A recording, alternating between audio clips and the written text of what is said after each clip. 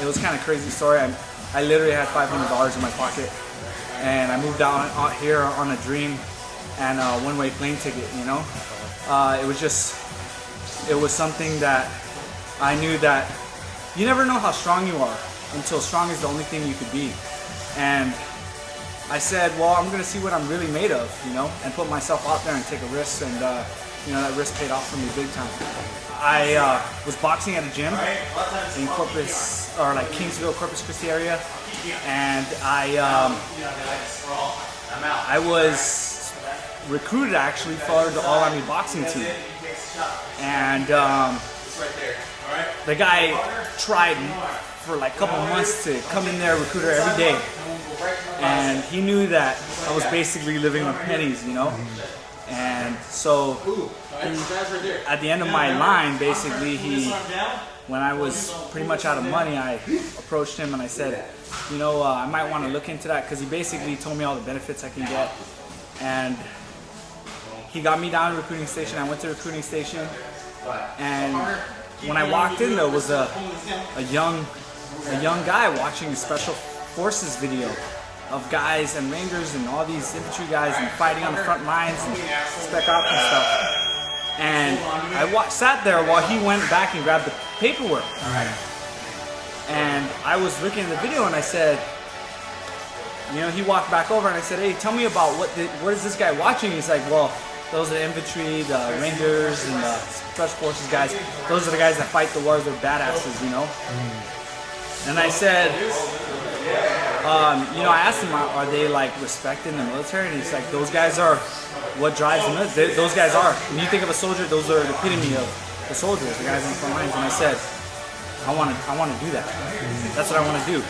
Fighting was kind of the closest thing that I had to the brotherhood that I had. You know, it's kind of crazy. I grew up with people, had friends my whole life, and then I meet people like my buddy who we lost on my second tour. It was a really close friend of mine, one of my best friends, Dean Richardson. You know, he gave his life so our team could get out alive. And you look at what that meant as somebody who says they got your back. And it kind of made everyone else in my life seem so generic, friend-wise, because I felt like, damn, you know, I know people that watch their friends get beat up and don't do nothing about it. This guy met me 3 years ago, and he literally gave his life. So me and 3 other guys that he didn't really know at all, the 3 other guys, I was the only one out of the friends that he knew can survive. And that, to be honest,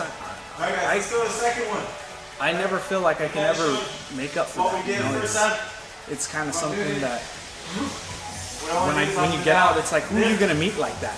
Those people only exist in the military. And they came to a gym, and I just happened to be part of San Diego Fight Club, where there was Pat Spate, who was the airborne 82nd, and Brandon Magani, who was recon Marine.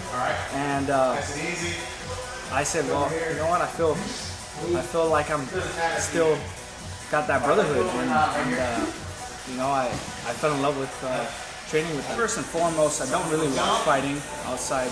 I don't really keep up with fighting. I think if it wasn't for Twitter, MMA Junkie, and all that stuff, I would have no idea. I don't really watch fights. It's kind of like a plumber going home and watching a movie about plumbing. It's the last thing you kind of want to see, you know.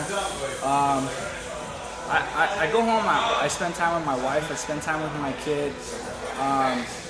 You know, I had kind of a rough life growing up, so I have my own family now, and I want to do things with them that I never did, and I always wanted to do as a kid, you know, so